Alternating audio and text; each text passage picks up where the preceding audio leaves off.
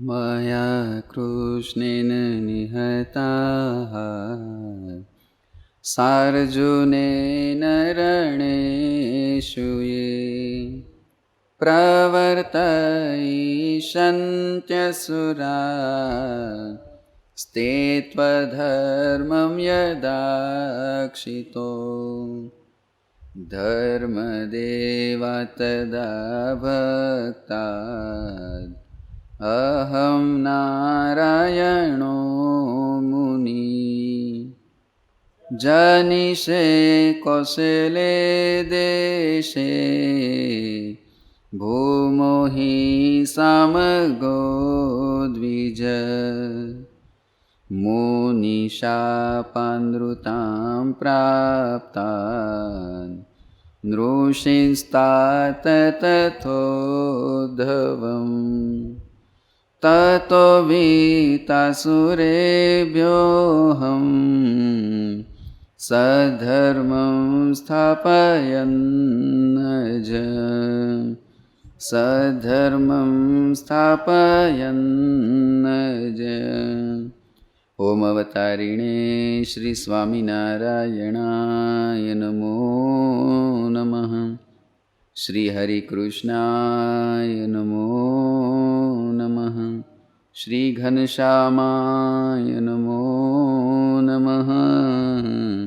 श्री सहजानंद स्वामिने नमो नमः। श्री स्वामिनारायण भगवाननी जय।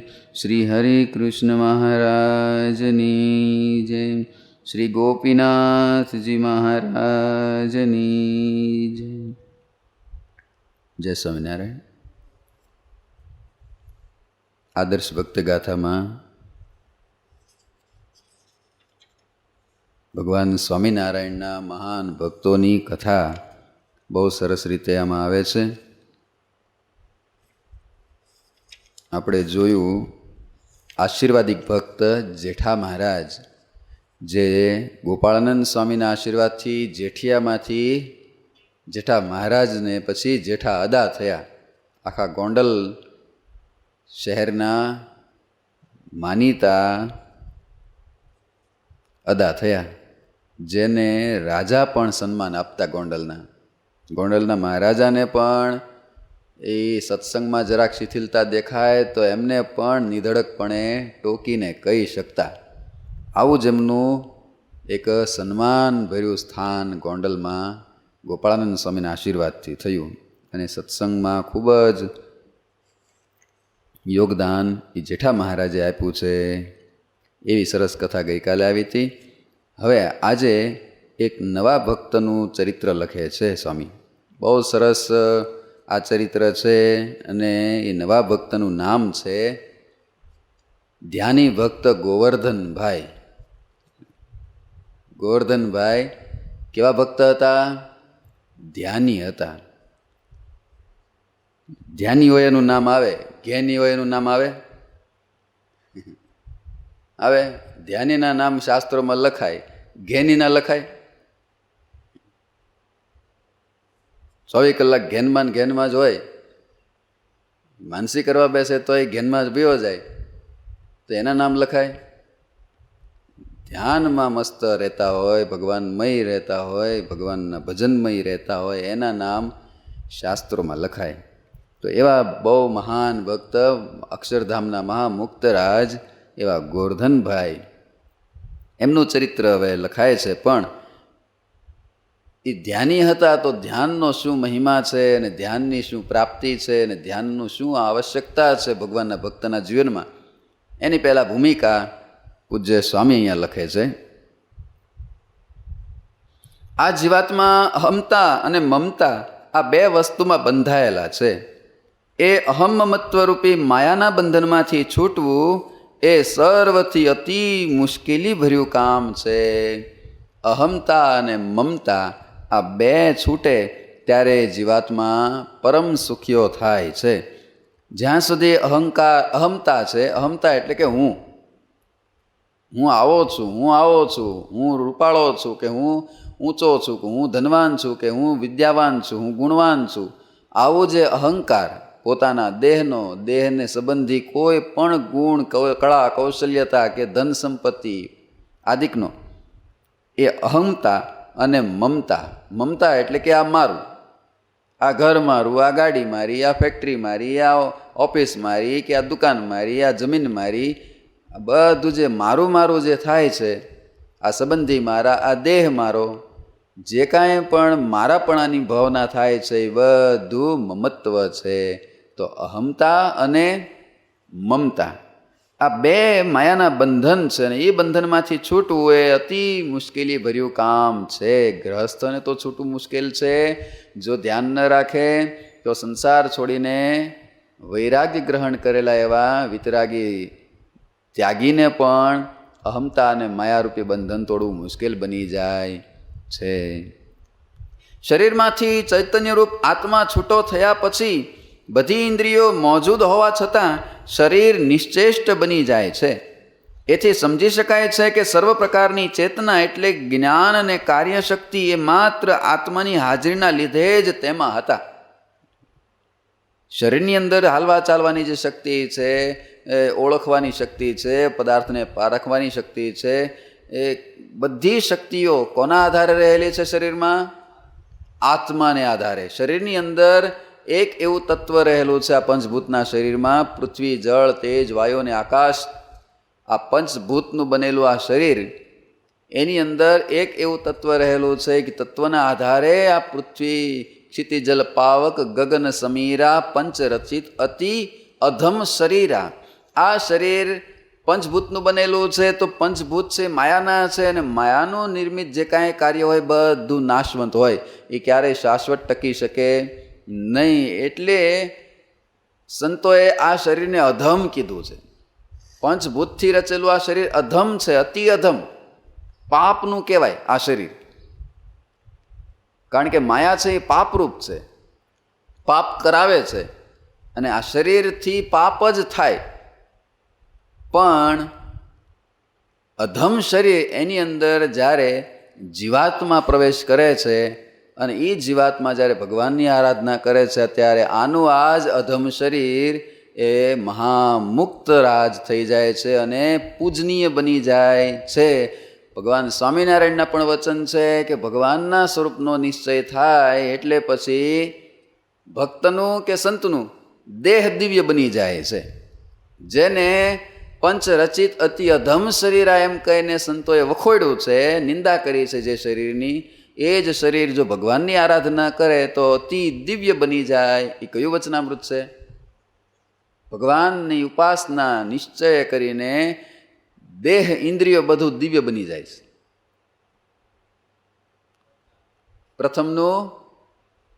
પ્રથમનું પૂર્ણાનંદ સ્વામીનો પ્રશ્ન છે. આખા વચનામૃતમાં એક જ પ્રશ્ન પૂર્ણાનંદ સ્વામીએ કર્યો છે કે માઇક ઇન્દ્રિયોએ કરીને માઇક વસ્તુ છે એ દેખાય, ઓળખાય, પણ માઇક ઇન્દ્રિયોએ કરીને અમાયિક એવા પરમાત્મા કેમ દેખાય? હા, 51મું વચનામૃત એની અંદર મહારાજે સ્પષ્ટ વાત કરી છે કે ઇન્દ્રિયો માયિક જ છે. પંચભૂતનું આ શરીર બનેલું છે, માયાથી જ બનેલું છે. હવે પ્રશ્ન પૂર્ણાનંદ સ્વામીનો એવો હતો કે માયાનું બનેલું શરીર, માયાની બનેલી આંખ, માયાના બનેલા હાથ ને માયાનું બનેલું પગ, એ માયાના બનેલા ઇન્દ્રિયોથી અમાયિક એવા પરમાત્મા એ કેમ દેખાય? અમાયિક વસ્તુ માયાથી ક્યારેય પણ પકડી જ શકાય નહીં. તો દેખાય છે એ કેમ દેખાય છે? અને શાસ્ત્રોમાં એ સંતોએ અને ભક્તોએ વર્ણન પણ કર્યા છે. તો એ સાચું છે કે ખોટું? ભ્રમ છે કે હકીકત છે? મહારાજે સ્પષ્ટ વાત કરી કે ઇન્દ્રિયો માયિક જ છે. માયાના ઇન્દ્રિયોએ કરીને ક્યારેય પણ અમાયિક ભગવાન ઓળખી શકાય જ નહીં. પણ મહારાજ કહે કે શાસ્ત્રોમાં સંતોએ જે ભગવાનના સ્વરૂપનું વર્ણન કર્યું છે એ ખોટું નથી, એ ખોટું હોઈ શકે નહીં. તો એ સત્ય કેમ છે? મહારાજે કીધું કે એ સંતને જ્યારે ભક્તને કે સંતને ભગવાનના સંતના યોગે કરીને ભગવાનના સ્વરૂપનો નિશ્ચય જ્યારે થાય છે, ભગવાનના સ્વરૂપની ઉપાસના દ્રઢ થાય, ભગવાનના સ્વરૂપમાં એ પછી લીન બને, ત્યારે પછી એના ઇન્દ્રિયો એ આ માયાના હતા, પણ એ માયાના પછી રહેતા નથી, પછી અમાયિક થઈ જાય છે. એની એ આંખ માયાની હતી, પણ ભગવાનના ધ્યાને કરીને, ભગવાનની ઉપાસનાએ કરીને, ભગવાનના સ્મરણે કરીને એ આંખ પછી દિવ્ય બની જાય છે. એ પછી માયાની રહેતી નથી. એ માયાનો દેહ પછી એ માયાનો દેહ રહેતો નથી, અમાયિક બની જાય છે. ભગવાનના સંતના ભક્તના દેહ ઇન્દ્રિયો ક્યારેય પણ માયાના હોઈ શકે નહીં. પ્રથમ કાળમાં માયાના જ હોય, પણ ભગવાનની આરાધના કરતાં કરતાં, ઉપાસના કરતાં કરતાં પછી એ દેહ પછી દિવ્ય બની જાય છે. સંપ્રદાયનો પ્રસિદ્ધ પ્રસંગ છે ડોસા ભગત, અમદાવાદના ડોસા ભગત મુસ્લિમ ભગત હતા, પણ ભગવાન સ્વામિનારાયણના દર્શન થયા અને ચિત્તવૃત્તિ ભગવાનમાં ખેંચાણી. કેવી ખેંચાણી? અખંડ સ્મૃતિ રહેવા માંડી. સ્વામિનારાયણ સ્વામિનારાયણ સ્વામિનારાયણ સ્વામિનારાયણ સિવાય બીજું કાંઈ ન ભૂજે. અખંડ ભગવાન સ્વામિનારાયણની મૂર્તિ વસી ગઈ અંતરમાં, મૂર્તિ સિવાય બીજું દેખાય જ નહીં. અને મૂર્તિનું ધ્યાન ને નામનું સ્મરણ, આ બે કરીને એ મુસ્લિમ ડોસા ભગતની, ડોસા તાઈની ઇન્દ્રિયો બધી દિવ્ય બની ગઈ. કેવી દિવ્ય બની ગઈ? એના સંબંધીઓએ એને સ્વામિનારાયણ નામ મુકાવવા માટે, ભગવાનની કંઠી તોડાવવા માટે અનેક ઉપાધિઓ કરી, અનેક ધમપછાડા કર્યા, માર્યા ને ઘરમાં પૂર્યા ને ઘણું કર્યું, પણ છતાંય એના ઇન્દ્રિયો પછી માયાના નહોતા રહ્યા. તો એને થાંભલે બાંધી દીધા, રૂમ બંધ કરી દીધી, તાળું મારી દીધું, પણ છતાંય પણ ક્યાં વહી ગયા? નહીં ઉપરનું છાપરું તૂટેલું, નહીં દરવાજો તૂટેલો, નહીં બારી તૂટેલી, અને ત્યાંથી સીધા દ્રશ્ય થઈ ગયા અને ધોળકા નીકળ્યા. આ શું થઈ ગયું? ભગવાનના ધ્યાનને ઉપાસનાએ કરીને ઇન્દ્રિયો દિવ્ય બની ગઈ કહેવાય. એને પછી કોઈ માયાનું આવરણ અડતું નથી, એને પછી દિવાલ ન નડે, એને પછી કોઈ સરહદો ન નડે, એને પછી દરિયોય ન નડી, દરિયા પાર વયા જાય. એને અષ્ટ આવરણ પણ નડે નહીં.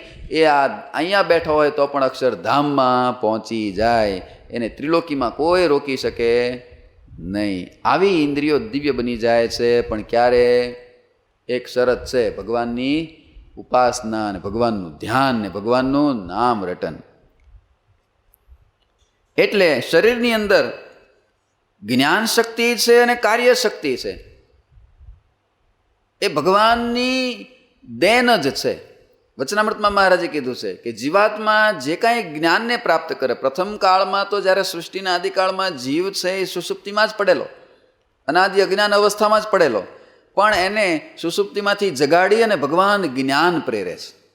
ત્યારે એને જ્ઞાન થાય છે કે હું તો આત્મા છું, અને પછી ભગવાન એને ઈચ્છા પ્રેરે છે, અને એ ભગવાનની ઈચ્છા શક્તિએ કરીને પછી કાર્ય કરવાની ઈચ્છામાં પ્રેરાય છે, અને પછી ભગવાનની ઈચ્છા શક્તિની અવલંબને કરીને ઈચ્છા પ્રેરાણી, અને પછી એ ભગવાનની જ કાર્યશક્તિ, ક્રિયાશક્તિના અવલંબને કરીને પછી કર્મ કરવાને પ્રેરાય છે, ક્રિયા કરવાને પ્રેરાય છે. કયું વચનામૃત? પ્રથમનું 65મું વચનામૃત. ઈચ્છા શક્તિ, ક્રિયાશક્તિ અને જ્ઞાન શક્તિ ભગવાનની જ ઈચ્છા, ક્રિયા અને જ્ઞાન શક્તિના અવલંબને કરીને જીવમાં પ્રેરાય છે. ભગવાનની શક્તિ સિવાય જીવ કાંઈ કરી શકતો નથી. ભગવાન સ્વામિનારાયણે ત્યાં સુધી કીધું, ભગવાનની ઈચ્છાથી કર્મ કરે, પણ કર્મનું ફળ પણ પોતાની ઈચ્છાએ ભોગવી શકતો જ નથી. ભગવાન ભોગવાવે એટલું જ ભોગવાય છે, બાકી પોતાની મરજીથી કર્મનું ફળ પણ ભોગવી શકતો નથી આ જીવાત્મા. એટલે ભગવાન કૃષ્ણનારાયણે ગીતામાં કીધું કે અર્જુન, મેં તને ઇન્દ્રિયો આપ્યા છે, બુદ્ધિ ઇન્દ્રિય મનઃ પ્રાણાન જનાનામ સૃજત પ્રભુ. પછી ભગવાન કહે છે કે મેં તને ઇન્દ્રિયો અંતઃકરણ આપ્યા છે, મારી આજ્ઞા છે, તું કર્મ કર, પણ મા ફલેશુ કદાચન, તું કર્મના ફળની ઈચ્છા રાખતો નહીં, કારણ કે કર્મના ફળને દેવા માટે હું બેઠો છું. મારી ઈચ્છા વગર તું ફળ પણ ભોગવી શકીશ નહીં. કર્મ કરવાની તને હું સ્વતંત્રતા આપું છું, એ મારી આજ્ઞાથી, નહીં તો એ ન કરી શકે. મારી મરજી વિના રે કોઈથી તરણું નવ તોડાય, એમ મને જાણજો રે મારા આશ્રિત સૌ નર નારી. મેં મહારાજ કહે છે, મારી જ ઈચ્છા, મારી જ જ્ઞાન અને મારી જ ક્રિયા શક્તિથી જીવ માત્ર કાર્ય કરવાને સક્ષમ બને છે, કાર્ય નહીં. ઈચ્છા પણ નથી કરી શકતો મારી મરજી વિના. મહારાજ કે તરણું હલી શકતું નથી એમ નહીં, તરણું તૂટી શકતું નથી એમ નહીં, તરણું તોડવાની ઈચ્છા પણ પ્રગટ નથી થતી મારી મરજી વિના. મહારાજે કીધું, મહારાજે ત્યાં સુધી કીધું આ જીવમાં નહીં પણ ઈશ્વરોમાં, ઈશ્વરોની અંદર પણ જ્યાં સુધી હું અંતર્યામી રૂપે જ્યાં સુધી પ્રવેશ નથી કરતો ત્યાં સુધી એના જે ઈશ્વરી દેહ છે એ પણ ઊભો થવા સક્ષમ નથી બનતું. મહારાજે સ્પષ્ટ કીધું કે વિરાટ નારાયણનું દેહ હતું, એની અંદર તમામ તત્વો હતા, ઇન્દ્રિયો હતી, બધું હતું, પણ છતાંય જ્યાં સુધી વાસુદેવ સ્વરૂપે અમે એની અંદર પ્રવેશ ન કર્યો ત્યાં સુધી વિરાટનું દેહ પણ ઊભું થવા સક્ષમ બન્યું નહીં. કયું વચનામૃત છે? કયો સ્વામી? મધ્યનું 31મું અને 10મું, આ બે વચનામૃતમાં મહારાજે પોતાની જે અતુલ શક્તિ છે એનું મહારાજે થોડોક ઝાંખી કરી. પોતાના મુખથી મહારાજે કીધી કે મારી આટલી શક્તિ છે, પુરુષોત્તમની આટલી તાકાત છે જેને કોઈ માપી શકતું નથી. માટે જ્યાં ક્યાંય પણ ક્રિયા થતી દેખાય છે અથવા જ્યાં ક્યાંય પણ ઈચ્છા થતી દેખાય છે ભગવાનની ઈચ્છા શક્તિને અવલંબને કરીને જ થાય છે. પછી પાછું ત્યાં એમ ન લેવું કે આ પાપ જે થાય છે ભગવાનની ઈચ્છાથી જ થતા હોય.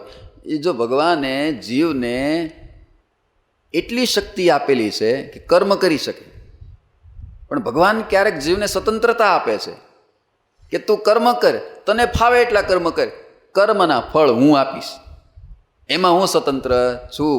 એટલે જીવને ભગવાને એટલી સ્વતંત્રતા આપેલી છે. પણ શું કર્મ કરવું, શું ઈચ્છા કરવી,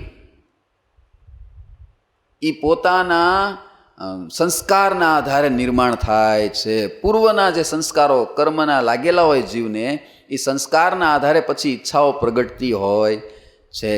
માટે જીવ જે કર્મ કરે છે એ પોતાના સંસ્કારને અવલંબને કરીને કર્મ કરે છે, નહીં કે ભગવાન એને એ કર્મ કરાવે છે. ભગવાન તો એને ઇન્દ્રિયો આપી દીધી છે. બુદ્ધિ ઇન્દ્રિય મનઃ પ્રાણાન જનાનામ સૃજત પ્રભુ માત્રાર્થમ ચ ભવાર્થમ ચ હ્યાત્મને અકલ્પનાય ચ. આ શ્લોક એક ન લખ્યો હોત ને ગીતામાં તો એ પ્રમાણ કરી દેત અજ્ઞાની લોકો કે જે કાંઈ પાપ કર્મ થાય છે એ ભગવાનની ઈચ્છાથી જ થાય છે. પણ આ શ્લોક ગીતામાં ભગવાન બોલ્યા ને એટલે ભગવાન છૂટા થઈ ગયા.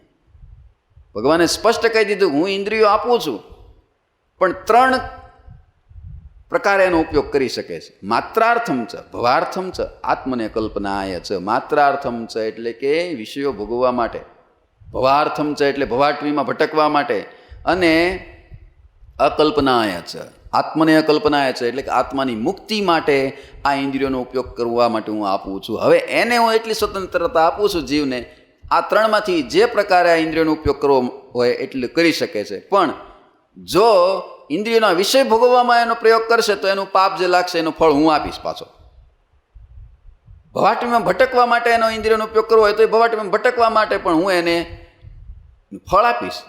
અને જો પોતાના આત્માના કલ્યાણ માટે ઇન્દ્રિયોનો ઉપયોગ કરી લેશે તો આત્માનું કલ્યાણ પણ હું કરી દઈશ.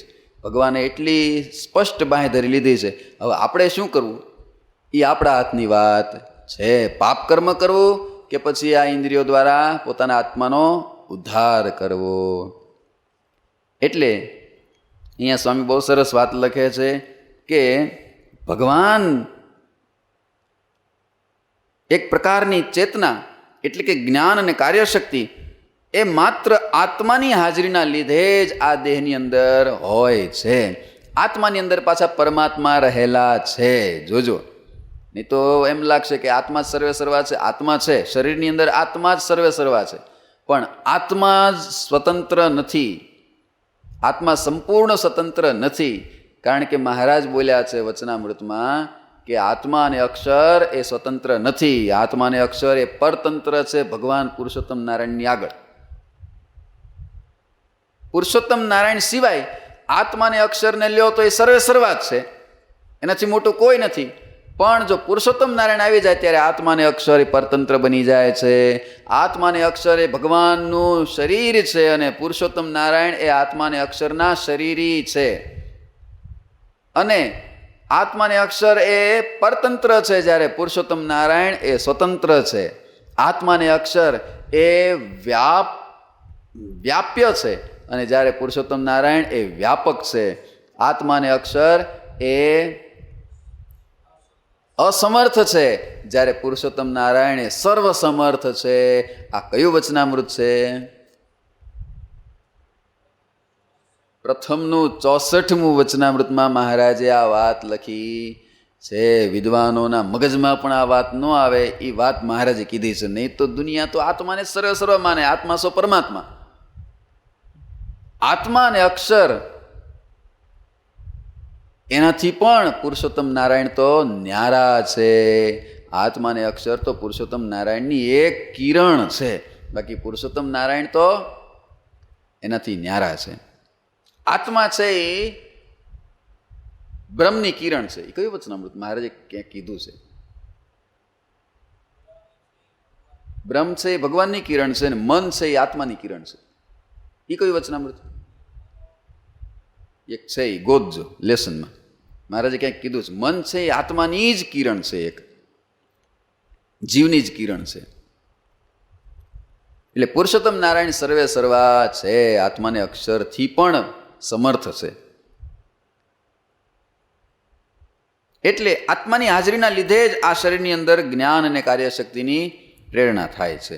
છતાં વાત તો આશ્ચર્યની એ છે કે જ્ઞાન શક્તિવાળો આત્મા જ્યારે દેહમાં હોય છે ત્યારે તે દેહના બધા ધર્મો જે પોતાના નથી તેને પોતાના તરીકે સ્વીકારી લઈને જાણે શરીર એ જ પોતે હોય એમ માની લે છે. પણ શરીર વચનામૃતમાં કીધું જ મહારાજે, દેહના ગુણધર્મ ક્યારેય આત્મામાં આવી શકતા નથી ને આત્માના ગુણધર્મ ક્યારેય દેહમાં આવી શકતા નથી. બેયના ગુણધર્મ અલગ છે. દેહનો ધર્મ છે કે નાશ પામી જવું, આત્માનો ધર્મ એવો નથી કે નાશ પામી જવું. દેહનો ધર્મ છે કે બળી જવું, આત્માનો ધર્મ નથી બળી જાય. કારણ કે નયનમ છિંદંતી શસ્ત્રથી છેદાતો નથી, વાયુથી સુકાતો નથી અને અગ્નિથી બળતો નથી, એવો આત્મા છે. અને દેહ તો પાછો બળી જાય છે, કાપે તો કપાઈ જાય છે. દેહ છે એ વાયુથી સુકાઈ પણ જાય છે, દેહ છે એ ભીનો પણ થઈ જાય છે. આત્મા ક્યારેય ભીંજાતો પણ નથી. કયું વચનામૃત? મહારાજે 2 વચનામૃતમાં આ વાત કરી છે. એક જ પ્રકરણના વચનામૃત છે આ બે. દેહ અને આત્મા બેયના ગુણધર્મ અલગ છે. જીવના ગુણધર્મ ક્યારેય દેહમાં આવે નહીં, દેહના ગુણધર્મ ક્યારેય જીવમાં આવે નહીં. કયો સામે? અને હજી એક સારંગપુરનું જ છે. હજી કહી દો 12મું. સારંગપુરનું 4થું અને સારંગપુરનું 12મું વચનામૃત. આ 2 વચનામૃતોમાં મહારાજે જીવ અને દેહ બેય અલગ છે ને બેયના ગુણધર્મો અલગ છે એ વાત કરી છે. પણ જીવ અજ્ઞાને કરીને પોતાને દેહરૂપ માની બેસે છે, બાકી તો પોતે તો આત્મા છે. દેહરૂપ થઈને દ્રઢ અભિમાન ધારણ કરી અને આ જીવ બધા કાર્યો કરે છે. અજર અમર અને અવિનાશી સુખના નિધિરૂપ આત્મા સ્વરૂપને વિસરી જઈ કેવળ જળ દુઃખરૂપ અને મિથ્યા દેહના ભરણપોષણ પાછળ જિંદગી સમાપ્ત કરે છે. વળી બીજા અનેક આત્માઓ દેહથી જુદા થઈ જતા પાછળ પડ્યા રહેતા જળ દેહની સ્થિતિને વખતો વખત પ્રત્યક્ષ નજરે જુએ છે. છતાં પોતાના શરીર માટે તેને સાચો વિચાર પેદા થતો નથી. ઘણું બધું જોવે છે આ દેહ કરીને, આંખે કરીને, કે અનેક મિથ્યા દેહના ભરણપોષણ પાછળ લોકો, અજ્ઞાની લોકો જિંદગી પોતાની સમાપ્ત કરી નાખે છે અને અનેક દુઃખ ભોગવે છે. છતાં પણ ક્યારેય પાછો શરીરને આ દેહ કરીને આત્માની ઉન્નતિ કરવો એવો ક્યારેય વિચાર આવતો નથી. દુઃખી થાય છે જીવ.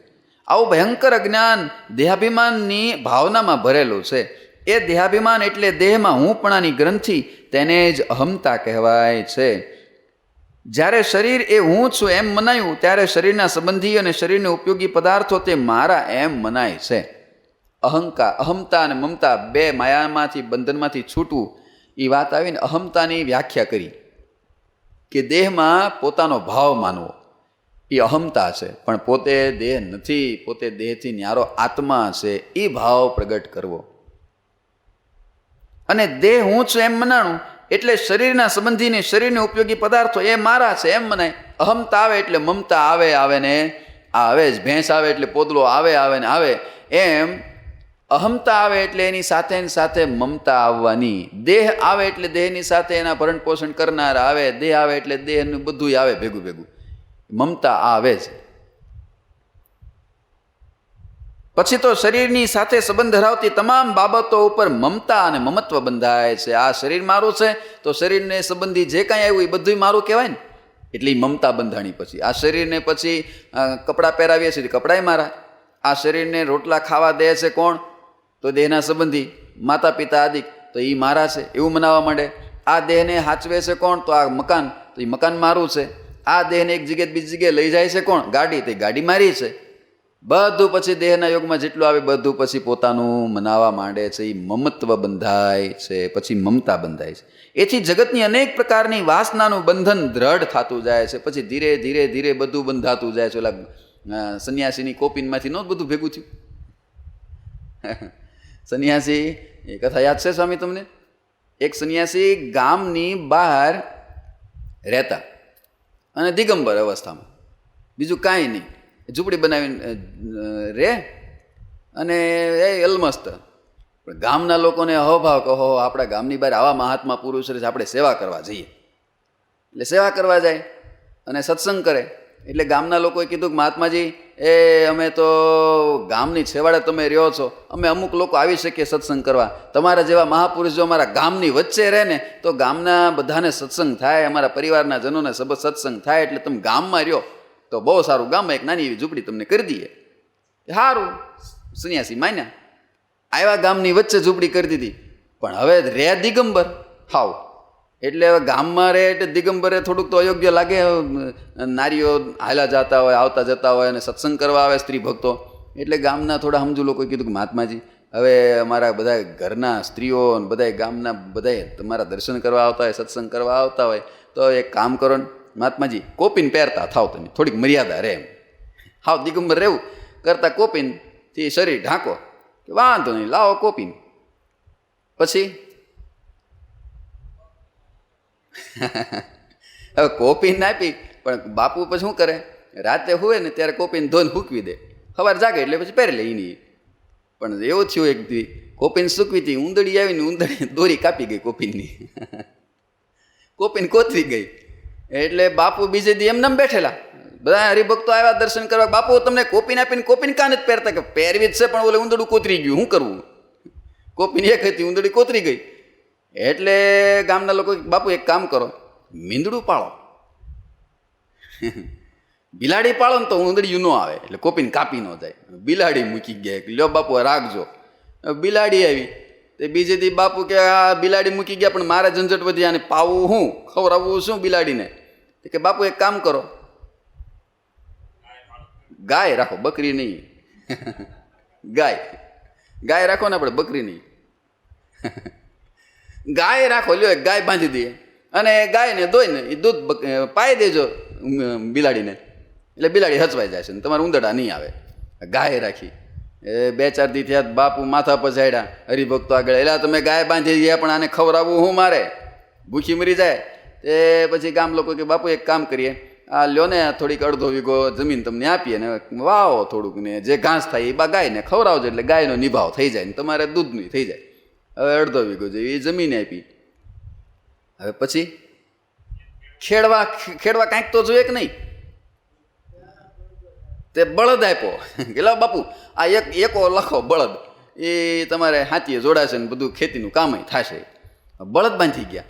હવે એમાં બળદને ચરવા માટે ક્યાંક છૂટો મૂક્યો હોય છે, તો એ કોકના ખેતરમાં ગરી ગયો બળદ, અને બળદને પછી પકડીને પૂરી દીધો અને કેસ થયો બાપુ ઉપર કે બાપુએ બળદ મારા ખેતરમાં ચરતો મૂકી દીધો, અને બાપુને હાજર થવાનું કીધું કોર્ટમાં. કેસ આલ્યો, મુકદમો આલ્યો. અને બાપુ આવ્યા ને બાપુને જજ સાહેબે પૂછ્યું કે બાપુ શું મુકદમો છે, બધું કયો. આ બધું કહે છે કે તમારી ઉપર ફરિયાદ આવી છે કે તમારો બળદ પેલા ફલાણા ખેડૂતના ખેતરમાં ચરવા માંડ્યો અને આ બધું નુકસાન કરી નાખ્યું, ખૂંદી નાખ્યું ખેતરને, તમારી ઉપર મુકદમો આવેલો છે, બોલો હું તમારે કાંઈ કહેવું છે?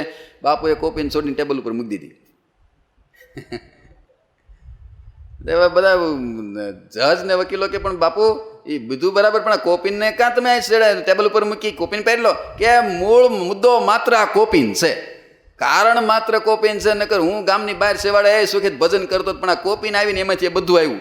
કોપીન આવી એમાંથી ઉંદડી આવી, ઉંદડી આવી એમાંથી બિલાડી આવીને બિલાડી આવી એમાંથી ગાય આવીને ગાય આવી એમાંથી ખેતર આવ્યું, ખેતર આવ્યું એમાંથી ઢાંઢો આવ્યો, અને ઢાંઢો આવ્યો ને તે મારે અહીંયા આવવું પડ્યું તમારી પાસે, એટલે હું બરાબર છું મારે ગામ બહાર.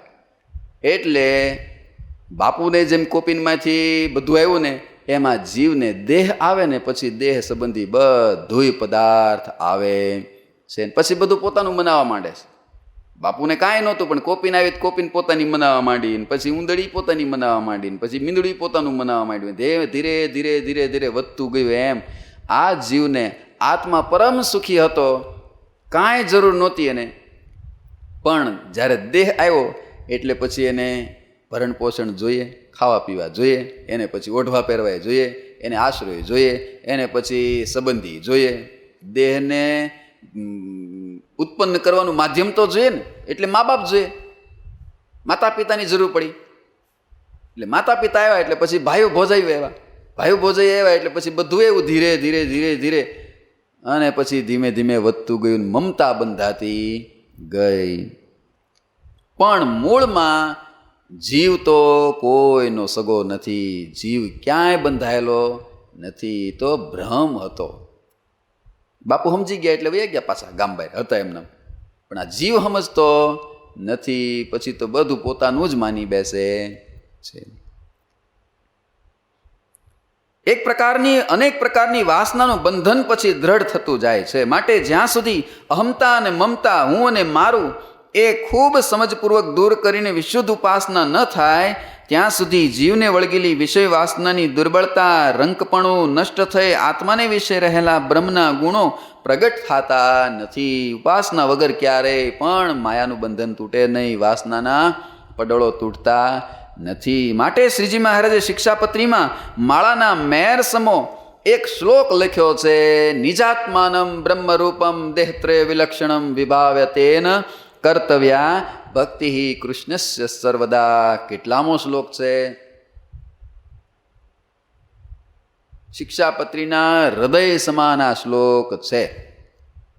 નથી કેવો? મધ્ય ભાગમાં આવેલો છે આ શ્લોક શિક્ષાપત્રીના, સેન્ટરમાં મધ્ય મંગલાચરણ. 116મો શ્લોક, 116મો શ્લોક આ સ્વામી મહારાજે લખ્યો છે. સદગુરુ ગુણાતીતાનંદ સ્વામીએ વાતોમાં વારે વારે આ શ્લોક યાદ કરાવ્યો છે કે પોતાને આત્મારૂપ અક્ષરરૂપ માનીને ભગવાનની ભક્તિ કરવી. પોતાના આત્માને બ્રહ્મરૂપની ભાવના કરીને, એટલે કે હું શુદ્ધ ચૈતન્ય સચ્ચિદાનંદ બ્રહ્મ છું, આ પંચભૂતનું શરીર તે હું નથી, એટલે કે હું શુદ્ધ ચૈતન્ય સચ્ચિદાનંદ બ્રહ્મ છું, આ પંચભૂતનું શરીર તે હું નથી. જે માનસિક સંકલ્પ વિકલ્પો કરે છે તે સૂક્ષ્મ શરીર પણ હું નથી, અને વાસનાની ઊંડી ગંધ જેમાં રહેલી છે તે કારણ શરીર તે પણ હું નથી. જડ શરીર, પછી ચૈતન્ય શરીર કયું છે આપણું? સંકલ્પ વિકલ્પ કરે છે એ સૂક્ષ્મ શરીર, અને વાસનાથી ગંધાયેલું છે એ આપણું કારણ શરીર. આ 3 પ્રકારના શરીરો છે. કયા? સ્થૂળ, સૂક્ષ્મ અને કારણ. આ 3 શરીર એ પણ હું નથી એવું માનવું. આમ નિરંતર બ્રહ્મ ભાવનાની દ્રઢતા કરતા રહીને જ ભગવાનની ભક્તિ કરવી, કારણ કે એવી ભાવના સિદ્ધ થયા સિવાય માયિક શરીરના સંબંધો તૂટતા નથી. અને ચિત્તને વિશે સ્ફૂરતા વિષયના તીવ્ર વેગો શાંત થઈને મન પ્રશાંત થતું નથી. જ્યારે બ્રહ્મ ભાવનાથી મન શાંત થાય છે ત્યાર પછી જ ભગવાનનું ધ્યાન થઈ શકે છે. સાંસારિક સર્વ કાર્યોનું મમત્વ છોડી અમરીશ ને જનકની પેઠે અનાસક્ત ભાવે વર્તી પ્રભુની આજ્ઞાથી એમની પ્રસન્નતા માટે હું સર્વ કાર્યો અને સાધનો કરું છું, આમ માની અંતે પ્રભુમાં ધ્યાનપરાયણ બનવું, એમ સર્વે શાસ્ત્ર અને મહાપુરુષોનો અંતિમ સર્વોપરી અને અચલ સિદ્ધાંત છે. શ્રી વ્યાસ ભગવાન સર્વશાસ્ત્રના સિદ્ધાંત રૂપે એક શ્લોક લખે છે. હવે અહીંયા મંડાણું ધ્યાનનું. પહેલાં દેહ ને દેહના સંબંધી મમત્વમાંથી મુક્ત થાય એટલે ધ્યાનની સ્થિતિ આવે છે. શિવલાલ શેઠને ગુણાતીતાનંદ સ્વામીએ પૂછ્યું કે શિવલાલ, તું ધ્યાન કરે છો એવું સાંભળ્યું છે કે 2 પોર ધ્યાન કરે છે, 12 વાગ્યા સુધી ધ્યાન કરતા. બપોરના 12 વાગ્યા સુધી શિવલાલ શેઠ પેઢીએ ન જાય, કડક કાયદો, એને બોલાવવાના જ નહીં. ગમે એવું જરૂરી કામ હોય તો 12 વાગ્યા સુધી કોઈએ બોલાવવાનું નહીં. એને 2 પોર ધ્યાન કરે. એટલે સામે પૂછ્યું કે શિવલાલ, તું આટલું બધું ધ્યાન કરે છો, મેં સાંભળ્યું છે, તું કેવી રીતે ધ્યાન કરે છો, તું શું વિચાર કરે છો કે તારે આટલું ધ્યાન થાય છે? ત્યારે શિવલાલ શેઠે કીધું કે સ્વામી, હું એવો વિચાર કરું છું કે આખું બોટાદના હતા ને, આખું બોટાદ શહેર હળગીને ભડકો થઈ ગયું છે. આખું બોટાદ સળગે તો સ્વામી મારી હવેલી તો હળગી જ જાય ને, બોટાદમાં રહેલી. અને હવેલી હળગે તો પછી કઈ સંબંધીઓ થોડા રે મારા એમાં જીવતા, બધું બળી જ જાય, કાંઈ વધે થોડું. આખું બોટાદ સળગીને રાખ થઈ ગયું છે, રાખનો ઢગલો થયો છે, અને રાખના ઢગલા ઉપર હું બેસીને પછી ભગવાનનું ધ્યાન કરું છું. એવું હું વિચાર કરું છું. હું ધ્યાન કરવા બેસું ને ત્યારે એમ વિચારું છું કે આખું બોટાદ હળગીને રાખનો ઢગલો થઈ ગયો છે ને એ રાખના ઢગલા ઉપર બેસીને હું હવે ભગવાનનું ધ્યાન કરું છું. એટલે રાખ થઈ ગયો પછી એને સંભાળવાનું ક્યાંથી આવે? પછી કાંઈ આવરણ આડવું હવે નહીં, દેહ પણ ન રહે, દેહના સંબંધી પણ રહે નહીં, કાંઈ વધે નહીં. એટલે અહીંયા ધ્યાનની સ્થિતિ બતાવી પછી હવે ધ્યાન કોનું કરવું પ્રશ્ન આવે. બહુ મોટો પ્રશ્ન છે. અને વ્યાસ નારાયણ એનું સ્પષ્ટ ચોખવટ કરી દીધી છે. ધ્યાન કોનું કરવું? આલોડ્ય સર્વશાસ્ત્રાણી વિચાર્ય ચ પુનઃ પુનઃ ઇદમેકમ સુનિષ્પન્નમ ધ્યેયો નારાયણો હરિહિ. સ્પષ્ટ વ્યાસ ભગવાને કીધું છે કે ભગવાન એક જ ધ્યાન કરવા યોગ્ય છે. હું નથી કહેતો બધાય શાસ્ત્રો પુરાણો ખોળી નાખ્યા, બધાય ઉપનિષદો ખોળી નાખ્યા, વેદોમાં પણ જોઈ લીધું, પણ બધાયની અંદરથી સાર તત્વ એક પરમાત્મા જ નીકળ્યા. એટલે ધ્યાન કરવા યોગ્ય એ જ છે. ધ્યાન કરવા યોગ્ય બીજું કોઈ નથી. વ્યાસ ભગવાનની આજ્ઞા છે. ઉપનિષદની અંદર એક પ્રશ્ન કરવામાં આવ્યો છે. ઋષિએ ઉપનિષદમાં પ્રશ્ન કર્યો, કશ્ચ ધ્યેય, ધ્યાન કરવા યોગ્ય કોણ છે? તો ઉપનિષદમાં ઋષિએ જ એનો ઉત્તર આપ્યો છે કે કારણમસ્તુ ધ્યેય, જે કારણ હોય, તમામનું કારણ હોય એનું ધ્યાન કરાય. જે કોઈનું કાર્ય છે એનું ધ્યાન થાય નહીં. કાર્ય તત્વનું ક્યારેય ધ્યાન થાય નહીં. જેનાથી કોઈ પર તત્વ હોય, પરનું પર જે તત્વ હોય ને એનું જ ધ્યાન થાય. આ સર્વશાસ્ત્રનો સિદ્ધાંત એક વાત છે. જે કાર્ય છે એનું ક્યારેય ધ્યાન ન થાય, કારણ કે કાર્યનું પણ કોઈક કારણ હોય. કારણમસ્તુ ધ્યેય. રામાનુજાચાર્યજીએ શ્રી ભાષ્યનું વિવરણ કર્યું છે, એની અંદર પણ આ પ્રશ્ન પોતે જ ઉઠાવ્યો છે. કશ્ચ ધ્યેય, કોણ ધ્યાન કરવા યોગ્ય છે? તો શુભાશ્રયો ધ્યેય એવું લખ્યું. રામાનુજાચાર્યએ સ્પષ્ટ લખ્યું, શુભાશ્રયો ધ્યેય અને ભાવના ત્રય રહિત ધ્યેય એવું લખ્યું છે. ત્રણ ભાવનાથી રહિત જે હોય એ ધ્યેય છે. ત્રણ ભાવના કઈ? તો એક તો કર્મ ભાવના. ત્રણ પ્રકારની ભાવના શ્રી ભાષ્યમાં રામાનુજાચાર્યજીએ બતાવી છે. કર્મ ભાવના, બ્રહ્મ ભાવના અને ઉભય ભાવના. આ ત્રણ પ્રકારની ભાવના છે. એ ત્રણ ભાવનાથી રહિત જે હોય, પર હોય, ભાવના ત્રય રહિત ધ્યેય. કર્મ ભાવના એટલે કે જોજો, માણસનો દેહ છે ને એ કર્મના આધારે રચાયેલો હોય છે, અને કર્મના આધારે જ આ મનુષ્યનું દેહ ટકતું હોય છે. કર્મથી એને પછી પ્રારબ્ધ રચાતું હોય છે. પોતે જેવા કર્મો કરે એવા એના પ્રારબ્ધ બનતા હોય છે, અને કરેલું કર્મ આ જીવને ભોગવવું પડે છે. એટલે કર્મની ભાવનાથી આ મનુષ્યનું શરીર બંધાયેલું છે. જો પછી અહીંયા એવું નથી કે કર્મ જ સર્વે સર્વા છે, નહીં તો એક નાસ્તિકનો એક સિદ્ધાંત સત્ય થઈ જાય. પણ કર્મ કરવાની શક્તિ ભગવાને જીવને આપી છે, ને કર્મને એટલી પ્રધાનતા ભગવાને આપી છે. પણ કર્મથી પણ પર પુરુષોત્તમ નારાયણ તો છે જ. જીવને કર્મ બંધન કરે છે, પણ કેવા જીવને? કેવા જીવને? જે ભગવાનનો આશ્રિત નથી એને. બાકી જે ભગવાનનો શરણાગત બને છે એને પછી કાળ, કર્મ અને માયા કોઈનું બંધન રહેતું નથી. કાળ, કર્મ અને માયાથી પર થઈ જાય છે ભક્ત પણ. એટલે કર્મ કરતા પણ સર્વશક્તિમાન પરમાત્મા તો છે જ. આ સિદ્ધાંત પાછો ભૂલવો નહીં. આપણો વૈષ્ણવ પરંપરા વિશિષ્ટાદ્વૈત સિદ્ધાંત છે. પણ જીવનો દેહ, માણસનો દેહ, સામાન્ય માણસનો દેહ કર્મના આધારે રહેલો છે. માટે મનુષ્ય છે એ કર્મ ભાવનાથી બંધાયેલો છે. માટે કર્મ ભાવનાથી બંધાયેલા હોય એનું ધ્યાન થાય નહીં. એટલે મનુષ્યનું ધ્યાન તો ન થાય. પૂરું. પછી ઉભય ભાવના. ઉભય ભાવના એટલે બીજી બ્રહ્મ ભાવના છે. બ્રહ્મ ભાવના એટલે કે બ્રહ્મ તત્વ જે છે. બ્રહ્મ તત્વ એટલે મુક્ત.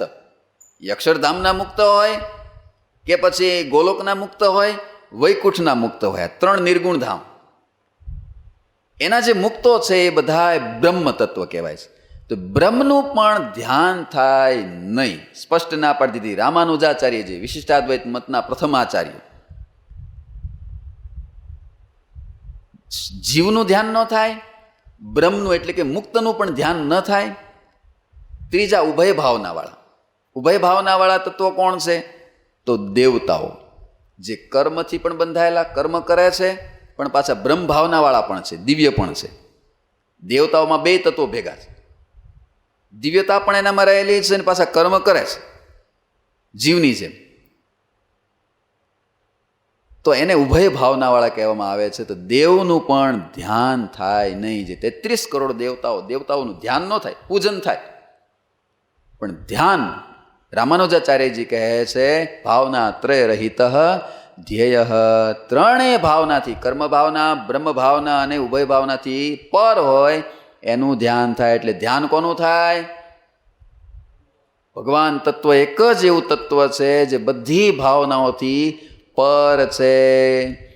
એટલે કે આલોડ્ય સર્વશાસ્ત્રાણી વિચાર્ય ચ પુનઃ પુનઃ ઇદમ એકમ સુનિષ્પન્નમ ધ્યેયો નારાયણો હરિ. એક નારાયણ તત્વ જ ધ્યાન કરવા યોગ્ય છે. અને પરમાત્માનું ધ્યાન કરે ત્યારે જ આ જીવાત્માને અહમતા અને મમતાનું બંધન છૂટે છે, માયાના પડળો છૂટે છે, માયાના પડળોમાંથી એ મુક્ત બની જાય છે. એવું ધ્યાનનો મહિમા છે. ધ્યાન કેવી રીતે કરવું? તો પછી કોનું કરવું નક્કી થયું, પણ કેવી રીતે કરવું?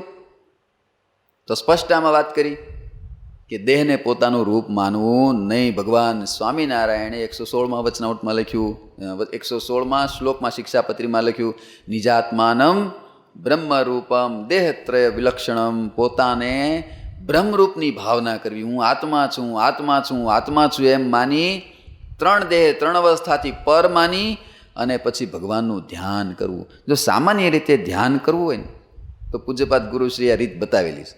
કેવી રીતે ધ્યાન કરવું? તો પહેલાં તો પોતે આ શરીર નથી એટલું તો વિચારવું કે હું આત્મા છું, એટલો સંકલ્પ કરો. મહારાજે કાર્યની પહેલાં કીધું છે, આત્મા છું, આત્મા છું, આત્મા છું એમ કરી રાખો, ક્યારેક તમે આત્મારૂપ થઈ જશો. ઈયળ ભમરી ન્યાય. એટલો સંકલ્પ કરી અને કોઈ પણ તમને મહારાજનું, શ્રીજી મહારાજનું કે ભગવાનનું, પોતાના ઈષ્ટ તત્વનું જે સ્વરૂપ તમને ગમતું હોય, જે તમને રમણીય લાગે, એ મૂર્તિ હોય કે સ્વરૂપ હોય કે ફોટો હોય, એને તમારી નજર સામે રાખો. આંખની સામે રાખવું અને આંખની સામે રાખી 2-3 ફૂટ દૂર રાખવું અને દૂર નજર રાખીને ભગવાનની સામે, મૂર્તિની સામે જોયે રાખવું. મટકું મારવું નહીં આંખનું. આ ધ્યાનની પ્રારંભિક અવસ્થા છે. ધ્યાન શીખવું હોય ને એને પહેલાં આવી રીતે કરવું. મૂર્તિને પોતાની નજર સામે રાખી આંખનું મટકું માર્યા વગર તમારાથી જોવાય એટલું એક ટસે જોયે રાખો. મૂર્તિની સામે જોયે જ રાખવું, જોયે જ રાખવું, જોયે જ રાખવું. આંખમાં આંસુ પડે એટલે આંખનું મટકું મારવું. આંખ બળવા લાગે તો આંખ બંધ કરી દેવી. આંખ બંધ કરી જે મૂર્તિને તમે આંખની સામે જોતા હતા એ જ મૂર્તિને પછી આંખમાં જોવી, નેત્રમાં જોવી. આંખ બંધ કરીને પછી એ મૂર્તિને સામે જોવી. જેવી રીતે ખુલ્લી આંખે જોતા ને એવી રીતે આંખ બંધ કરી પછી એ જ મૂર્તિને તમે જે જોઈએ છે એ તમારા આંખમાં વસી જશે. એકી ટસે એની સામે જોઈ રાખશો ને એટલે એ તમારા આંખમાં, નેત્રમાં એ મૂર્તિ કંડારાઈ જશે. આંખ બંધ કરશો પછી એની એ મૂર્તિને બંધ આંખ કરીને ફરીવાર પાછી સામે જોવાની પ્રેક્ટિસ કરવી. અને થોડી વાર પછી મૂર્તિ દેખાય, ફરીવાર આંખ ખોલી નાખવી, પાછું ફરીવાર મૂર્તિની સામે જોવું. આંખ બળવા માંડે આંખ બંધ કરીને ફરીવાર પાછી આંખની બંધ કરીને આંખને સામે એ મૂર્તિને જોવી. અને ધીરે ધીરે ધીરે તમારા નેત્રમાં એ મૂર્તિ સ્થિર થઈ જશે. પછી નેત્રમાંથી મૂર્તિને હૃદયાકાશની અંદર ધારવી, હૃદયમાં પછી મૂર્તિને ધારવી. આવી રીતે ધીરે ધીરે ધીરે ધીરે ધ્યાન થાય છે. માટે હરિભક્તોએ આવી રીતે ધ્યાન શીખવું. પૂજ્યપાદ ગુરુશ્રીએ પણ ધ્યાનનું ખૂબ પ્રતિપાદન કર્યું છે. સંતો તો ધ્યાન કરતા જ હોય, પણ હરિભક્તોએ પણ ધ્યાન કરવું. દિવસમાં 5 મિનિટ તો ઓછામાં ઓછું ધ્યાન કરવું જ. આવી રીતે મૂર્તિની સામે જોઈ આંખ બંધ કરીને મૂર્તિને ફરીને નિહાળવાની શરૂઆત આવી રીતે કરવી. તિલચિહ્નમાં એમાં બહુ ઊંડા પહેલાં ન ઉતરવું, નહીં તો પછી થાકી જશો. કારણ કે તિલચિહ્ન તમે પાકા કર્યા ન હોય, મૂર્તિ તમારા હૃદયમાં સ્થિર થઈ ન હોય. કદાચ પાકા કર્યા હોય તો મૂર્તિ સ્થિર થઈ ન હોય. તમે હજી તિલ પગના ચરણનું તિલ યાદ કરતા હો, હજી પાછું આગળ જાઓ તો ભૂલાઈ જાય કેટલા યાદ કર્યા ને કેટલા ભૂલાઈ ગયા. શરૂઆતમાં તિલચિહ્ન નહીં, શરૂઆતમાં ફક્ત મૂર્તિ, હાવ બેઝિક પાયો કહો છો. પછી તિલચિહ્નના આધારે જ આગળ વધવાનું છે. પણ શરૂઆતમાં ફક્ત મૂર્તિની સામે મોટા મોટા જે મહારાજના મૂર્તિના અંગો અંગ છે એને નિહાળવા. મોટા મોટા અંગો એટલે આંખ છે, નાસિકા છે, કાન છે, કંઠ છે, મહારાજની છાતી છે, આંગળીઓ છે, અંગૂઠા છે, પેની છે, પિંડી છે, ગોઠણ છે, સાથળ છે. જે મોટા મોટા મહારાજના અંગો છે એને નિહાળવા. એમાં રહેલા તિલચિહ્નોમાં બહુ અત્યારે ન ઉતરવું. શરૂઆતમાં ફક્ત નાસિકા નિહાળવી, આંખને નિહાળવી. એ અંગો પોતાના હૃદયમાં જ્યારે કંડારાઈ જશે, સ્થિર થઈ જાય, પછી ધીરે ધીરે ઊંડા ઉતરતા ઉતરતા પછી નિહાળવું કે મહારાજના જમણા સાથળમાં ખાંપો લાગ્યાનું ચિહ્ન છે. પછી નિહાળવું મહારાજને ડાબા ગોઠણમાં બહાર એક ચિહ્ન છે. પછી ધીરે ધીરે ધીરે એ ચિહ્નોને મૂર્તિમાં કંડારતા જવા. એવી રીતે ધીરે ધીરે ધીરે ભગવાનની મૂર્તિના તિલચિહ્નો પણ પછી તમારા હૃદયમાં વસી જશે. તિલચિહ્નના આધારે પછી મૂર્તિ તમારા હૃદયમાંથી ખસશે નહીં અને મૂર્તિ રૂપ પછી થઈ જવાય છે. આવી રીતે ધ્યાન કરવું. એવી સરસ મજાની ધ્યાનની વાતો આવશે, હજી પણ વધારે આવશે. પણ આજનો કથાનો સમય પૂરો થઈ ગયો છે. આગળની કથા આવતીકાલે. શ્રીપતિમ શ્રીધરમ સર્વદેવેશ્વરમ ભક્તિધર્માત્મજમ વાસુદેવમ હરે માધવમ કેશવમ કામદમ કારણમ શ્રી સ્વામિનારાયણમ નીલકંઠમ ભજે. સ્વામિનારાયણ ભગવાનની જય.